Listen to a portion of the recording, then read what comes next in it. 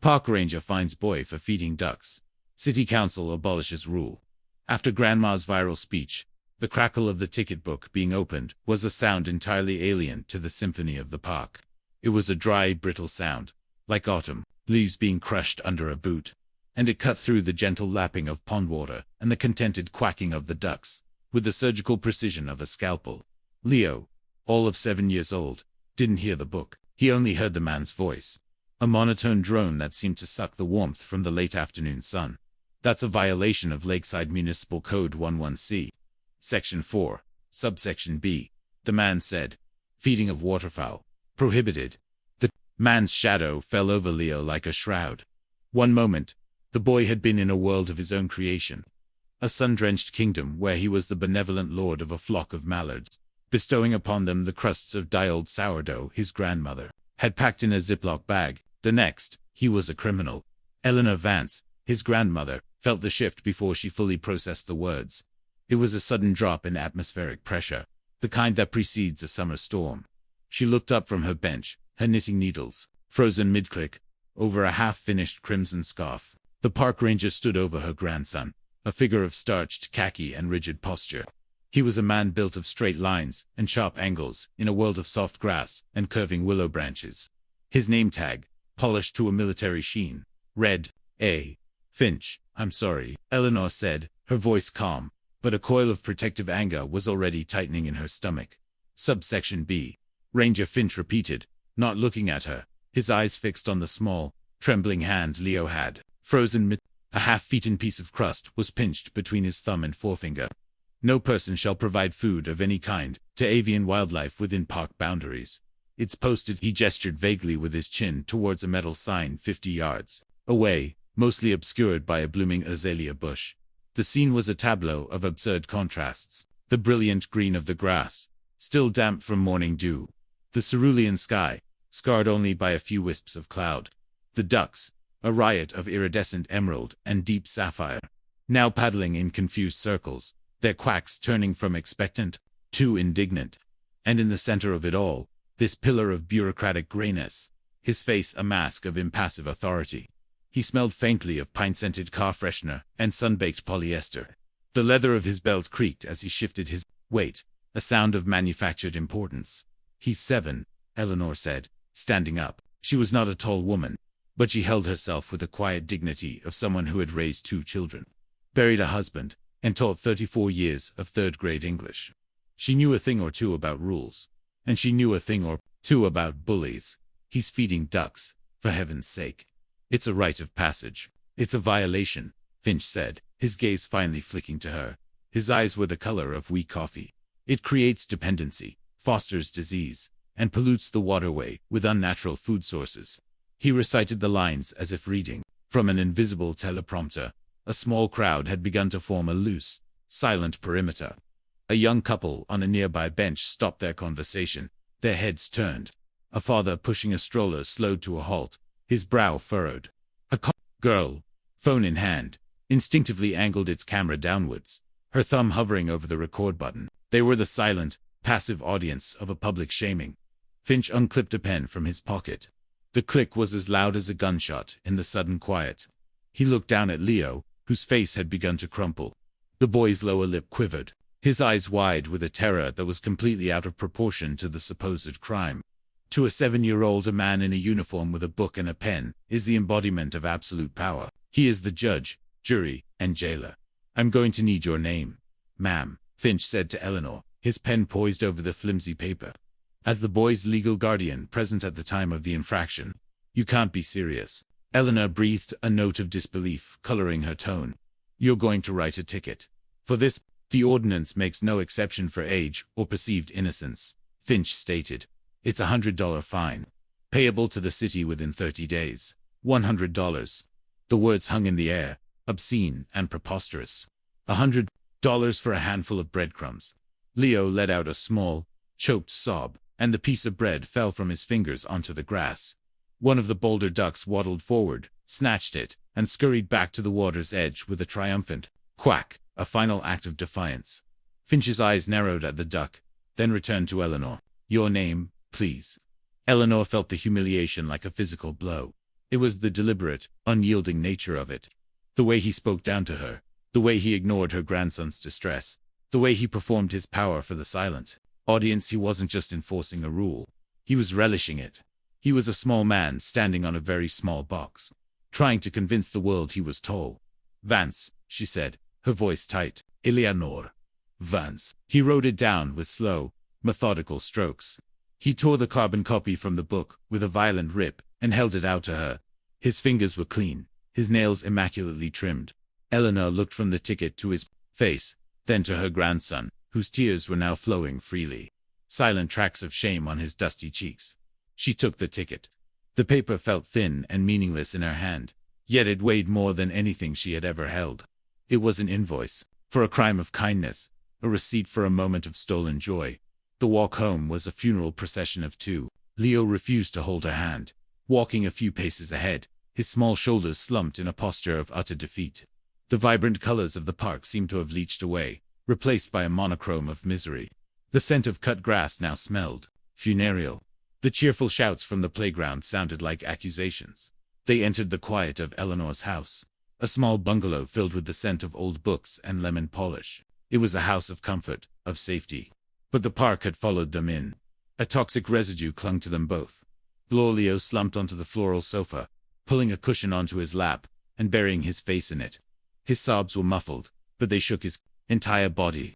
Eleanor sat beside him, the stupid, pink slip of paper still clutched in her hand. $100. It wasn't the money. She wasn't destitute. It was the principle, the sheer, unadulterated injustice of it. She thought of her late husband, Frank. He had loved this park. He'd brought their own children here to feed the ducks. He'd brought Leo here just a year ago, before the cancer had taken him. Frank, a man who believed in common sense and quiet decency, would have laughed in the ranger's face. Or perhaps he wouldn't have. Perhaps he, too, would have been cowed by the uniform and the rulebook. The thought was a cold stone in her gut. Grandma. Leo's voice was a small, watery whisper from behind the cushion.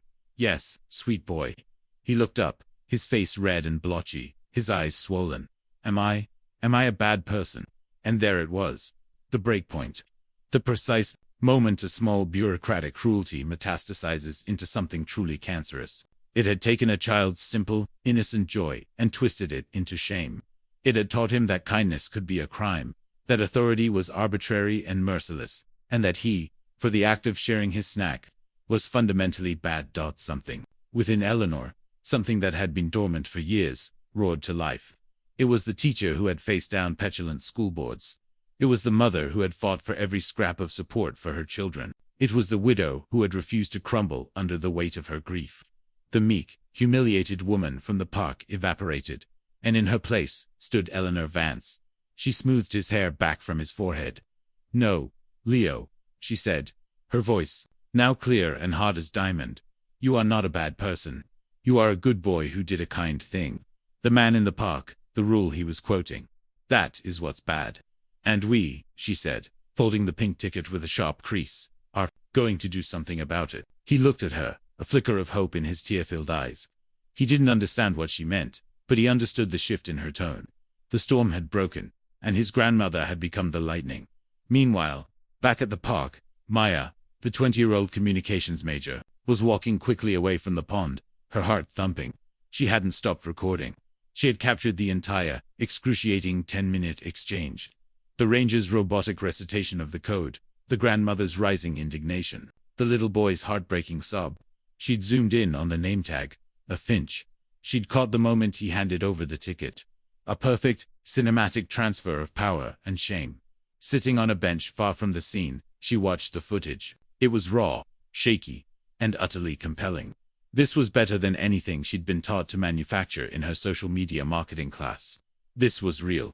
She trimmed the video, cutting it down to the most potent 2 minutes. She typed out a caption, her thumbs flying across the screen. Don't usually post stuff like this. But I just watched Park Ranger Finch of Lakeside Park make a 7-year-old boy cry and find his grandmother. $100 for feeding a duck a piece of bread. Is this really what our city has become? This is just wrong. She hesitated for a second, then added 3 hashettes. They were an afterthought. A digital Hail Mary. Lakeside Park, hashtag protect our kids, and then a stroke of accidental genius. Hashtag date, hit post. The video uploaded, a small blue bar crawling across her screen. For a few moments, nothing happened. The video sat there, with one view, her own, and 0 likes. She sighed, pocketed her phone, and started walking towards her car. Figuring that was the end of it. She had just lit a fuse. The first 24 hours were a digital whisper. A few of Maya's friends shared it. It got 100 views. Then, 1,000. The comments started to trickle in. Unbelievable. That poor kid. Power trip. Much. Ranger Finch. Then, a local news blogger with a modest following found it. He embedded the video in a short, angry post titled, Lakeside Park Ranger Finds Crying Child in Duck Feeding Sting. The title was pure clickbait. And it worked. By morning, hashtag Duckgate was trending locally. The whisper was becoming a conversation. The city's official parks department social media pages were inundated with angry comments, duck emojis, and links to Maya's video.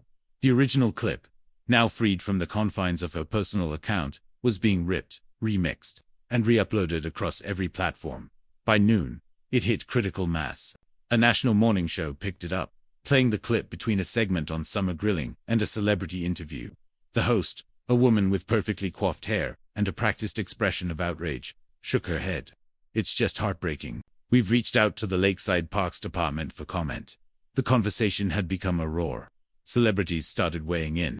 A famous comedian tweeted, "I'll pay the $100 fine. And throw in a lifetime supply of sourdough for the little man. Someone find me this grandma." Hashtag Duckgate. The tweet got 50,000 retweets in an hour. An action star, known for playing invincible heroes, posted a picture of himself as a child, feeding a goose. Some things are just plain right. This ain't it. Hashtag Team Leo. The system was not just trembling, it was having a full-blown seizure. Arthur Finch woke up to the sound of his phone vibrating incessantly on his nightstand. He swatted at it, annoyed. It was his day off. He'd slept poorly, a vague sense of disquiet lingering from the encounter. In the park, the woman's eyes, they'd had a fire in them he hadn't expected. He finally looked at his phone. 37 missed calls. Over 200 text messages. He opened one from his supervisor, Mark. The text was in all caps. "Call me immediately. Do not talk to anyone. Do not leave your house." Arthur's blood ran cold. He searched his own name online. His face, pinched and severe, stared back at him from a dozen news sites. His name was linked to hashtag Duckgate. He clicked on the video. He watched himself, a stranger in his own uniform, towering over the small boy. He heard his own voice, stripped of its internal justification, and it sounded monstrous, pompous, cruel. The public comments were a tidal wave of vitriol. "Fire this man. He's a disgrace to the uniform. What kind of soulless ghoul does this?" People had found his personal social media profiles, which were mostly barren, save for a few pictures of his meticulously organized toolshed. They were leaving comments there, too. "Hope your screwdrivers are organized in compliance with municipal code. You absolute tyrant." A knock on his door made him jump. He crept to the window and peeked through the blinds. A news van was parked. Across the street, a reporter stood on his porch, a microphone in her hand. His world, so carefully constructed, on a foundation of rules and regulations, was imploding. The power he had felt in the park, the satisfying certainty of enforcing the letter of the law, had curdled into a public relations nightmare. He was no longer Ranger, a Finch, respected civil servant. He was the villain in a viral video. He was Duckgate guy. He stumbled back from the window, his breath coming in ragged gasps. He sank onto his beige sofa, the one with the plastic cover, still on the armrests, and dropped his head into his hands. The uniform, hanging pristine in his closet, suddenly felt like a costume for a fool. The call from Mark finally came. His voice was cold, devoid of any collegial warmth. "Arthur, your unpaid administrative leave, effective immediately. There will be a full investigation." "Mark, I was just doing my job," Arthur pleaded, his voice cracking. "It's the rule. You know how the city council is about the budget, about the cleanup costs. The city council is currently in an emergency session trying to figure out how to handle the fact that we're the #1 trending topic in the country for terrorizing a child." Mark snapped. "Brand partners are calling. The mayor's office is screaming. This is a catastrophe, Arthur. $100 fine has turned into $1 million disaster." There was a pause. Just stay home. An official statement is being drafted. The statement, released an hour later, was a masterclass in corporate damage control. It spoke of a commitment to community-friendly park stewardship, announced a full review of all public-facing regulations, and emphasized that the actions of one individual did not reflect the values of the department. Arthur Finch had been thrown under the bus, and the bus was reversing to make sure the job was done. For Eleanor Vance, the viral wave was a bewildering and invasive force. Her phone rang off the hook. Local news reporters camped out on her lawn, their vans taking up the same curb space where her husband used to park his old sedan. She received flower deliveries from strangers, boxes of artisanal bread from bakeries across the state, and a surprisingly sincere offer from a high-powered Los Angeles lawyer to sue the city for gross emotional distress and public defamation. On a contingency basis, we could be talking 7 figures. Eleanor, the lawyer, a man named Chad who spoke with unnerving enthusiasm, said over the phone, "We'll make an example of them. We'll get you a settlement that will set Leo up for life. We'll own that park by the time we're done." This was the moment. The tempting, but wrong, path. A part of her, the part that still stung with the humiliation of that afternoon, wanted to say yes. It wanted to punish them. It wanted the vindication of a massive settlement, a public flogging in the courts. That money could pay for Leo's college, his future, everything. It was a seductive thought. Justice, served cold and with a hefty price tag. She looked over at Leo, who was sitting at the kitchen table. He was drawing a picture of a giant duck wearing a crown, leading an army of smaller ducks against a single, tiny stick figure in a ranger hat. He wasn't traumatized anymore. He was empowered. His grandmother had told him they were going to fix it, and he believed her. Eleanor took a deep breath. "Thank you for the offer, Chad, but no, are you insane? This is a golden goose." Eleanor, no pun intended. "This was never about money," she said, her voice firm. "This was about a piece of bread and a little boy's heart. And it's about a stupid rule that needs to be changed. If I sue, it becomes about greed. It loses its meaning."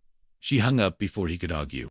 She felt a profound sense of clarity. The world wanted to turn her into a meme, a symbol, a plaintiff. But she was just a grandmother, and she had a promise to keep. She called the city clerk's office.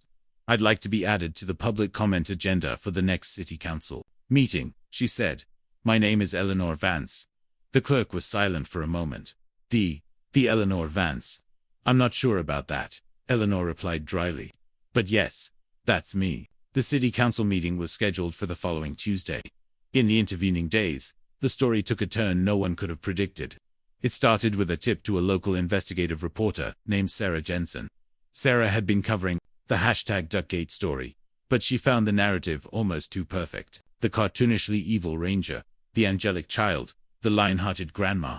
She felt there was something missing. The tip came from an anonymous email. "If you think Ranger Finch is bad with ducks, you should look into what he's doing to his Aunt Carol." The name was specific. The accusation, vague but tantalizing. Sarah Jensen was a real journalist, the kind who still believed in public records and Shula reporting. She started digging. It wasn't hard to find Carol Finch, an 84-year-old woman living in a managed care facility on the other side of town. What was harder to find was any record of her finances. They seemed to have vanished behind a wall of legal documents. Sarah drove to the facility. Carol was a sweet woman, with vacant eyes, her mind a beautiful, shattered mosaic of memories. She couldn't answer direct questions, but she spoke lovingly of her nephew, Arthur. "Oh, Artie's so good to me," she'd say, smiling. "He handles everything, all the numbers." The breakthrough came when Sarah found a disgruntled cousin who had been cut out of the family loop. The cousin, fueled by years of resentment, provided the key. Arthur Finch had secured power of attorney over his aunt 3 years ago, shortly after her dementia diagnosis. Sarah, armed with this information, got a court order to unseal the financial records. The story they told was sickening. For 3 years, Arthur Finch, the man so obsessed with the letter of the law, had been systematically siphoning his aunt's retirement savings. Small withdrawals at first, then larger ones. Payments to a shell corporation he'd set up. Money transferred to his own accounts to cover debts from a series of failed, pathetic business ventures, a knife sharpening service, an online store for tactical gear. He had bled her life savings dry, all while she sat in her room, smiling, and telling visitors how good her Artie was to her. Sarah's story broke on the Monday before the council meeting. The headline was devastating. #Duckgate Ranger accused of defrauding elderly aunt of life savings. The twist reframed everything. The national outrage, which had been starting to feel a bit frivolous and overblown, suddenly felt chillingly prescient. Arthur Finch wasn't just a petty tyrant in a park. His cruelty wasn't an isolated incident. It was a character trait. His obsession with a minor infraction was a grotesque projection of his own major, hidden crimes. He bullied a child and his grandmother over $100 fine because he was a man who preyed on the vulnerable. He used the shield of a minor rule to feel powerful. While in the shadows, he broke the most fundamental rules of human decency. The power flip was absolute. Arthur Finch was no longer a subject of ridicule. He was a subject of genuine revulsion. The Parks Department fired him, effective immediately. The district attorney's office announced a criminal investigation into elder fraud. His carefully ordered world hadn't just imploded. It had been vaporized, leaving nothing behind but a crater of shame. The night of the city council meeting, the chamber was packed. It was a fire code violation waiting to happen. The usual attendees, cranky gadflies and wary city employees, were replaced by a sea of new faces. Parents, teenagers, and senior citizens. Sarah Jensen was there with a notebook. Maya, the college student, was there, looking slightly shell-shocked by what she had started. When the clerk called the name Eleanor Vance, a hush fell over the room. Eleanor walked to the podium, her step steady. She placed a worn leather handbag on the floor and adjusted the microphone. She looked out, not at the 5 stony-faced council members on the dais, but at the crowd. And then came the visual. The unforgettable. What the moment. Slowly, silently, as if on a prearranged signal, a person in the 3rd row stood up and held up a single slice of white bread. Then another person in the 5th row. Then 2 on the aisle. Within 30 seconds, the entire chamber was on its feet. Dozens and dozens of people, from burly men in work boots to elderly women in floral dresses, each holding a slice of bread. They didn't speak. They didn't chant. They just stood, a silent, surreal army of ordinary citizens, armed with sandwich bread. It was a quiet, powerful, and utterly bizarre protest. It was an image that would be on the front page of every newspaper the next day. One of the council members, a portly man named Henderson, cleared his throat, flustered. "Ma'am, please ask your supporters too." Eleanor held up a hand. "They're not my supporters," she said, her voice amplified by the microphone, clear and strong. "They're your constituents. And they're holding what you have apparently deemed to be a dangerous substance." She then turned her gaze to the council. She didn't have notes. She didn't need them. "My name is Eleanor Vance. Last Tuesday, my 7-year-old grandson, Leo, was fined $100 in Lakeside Memorial Park for feeding the ducks a piece of bread. An act of simple, childish joy that many of you in this room probably remember from your own childhoods." She paused, letting the silence hang. "I'm not here to talk about Ranger Finch. The law will deal with him.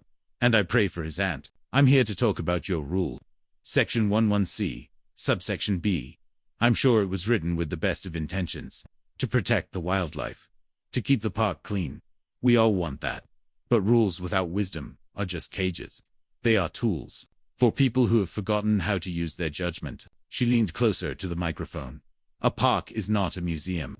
It's a living room for a city. It's a place for connection. For families. For memories. My husband, Frank, brought our son to that same pond to feed those same ducks. Years ago, he brought my grandson there a year before he passed away. That bread wasn't just bread. You see, it was a memory. It was a ritual. It was a child's way of feeling close to the grandfather he misses every single day." Leo, sitting in the front row, looked down, his cheeks flushing, but he was smiling. "Your rule," Eleanor continued, her voice ringing with passion, "in its blind, inflexible application, took that beautiful moment and turned it into a crime. It taught my grandson that kindness is punishable, that authority is heartless. Is that the lesson this city wants to teach its children? We create these public spaces, and then we line them with so many rules and regulations and prohibitions, that we strip them of their very soul. We put up signs that say don't, and we forget to build things that say do. Your rulebook is not making the park better. It's making it sterile. It's making it sad." She looked at each council member, one by one. "So I'm asking you to do something that public bodies so rarely do. I'm asking you to admit that a rule you made is a bad one. Abolish it. Trust Your citizens. Trust them to have the common sense to not throw plastic in the pond. Trust your park employees to educate, not punish. Let children be children. Let grandmothers be grandmothers. Let the ducks have their damn bread, she finished. The silence in the room was absolute, profound. The sea of people stood, bread still held aloft. Then, one person began to clap. A slow, steady rhythm. Then another joined, and another, until the entire room, save the 5 people on the dais, was filled with a deafening, rolling thunder of applause. Councilman Henderson looked down at his papers, then at his colleagues. He saw the news cameras. He saw the army of bread. He saw his political career flashing before his eyes. He picked up his gavel and banged it weakly. A motion is on the floor, he mumbled, defeated. A motion to immediately suspend and schedule for permanent abolishment Municipal Code 11C, Section 4. The vote was unanimous. A week later, Eleanor and Leo were back at the pond. The sun was warm. The sky was a brilliant, cloudless blue. In Leo's hands was a small paper bag, filled with oat bread. Eleanor had done some research. It was better for them.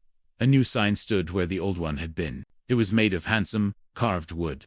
It read, "Welcome to Lakeside Park. Please be kind to our wildlife. Small amounts of appropriate food are permitted. Enjoy the connection." Leo tossed a piece of bread. The ducks, fatter and happier than ever, swarmed with joyous quacks. He looked up at his grandmother, his face alight with a pure, uncomplicated happiness. The shame was gone. The memory had been reclaimed. Power built on petty rules is a house of cards, destined to collapse under the weight of a single decent heart. Cruelty always collects its debt, often with interest. Where are you reading this from? Drop your city, your state, your country. Let's see how far this story travels. Hit subscribe so you don't miss the next justice twist.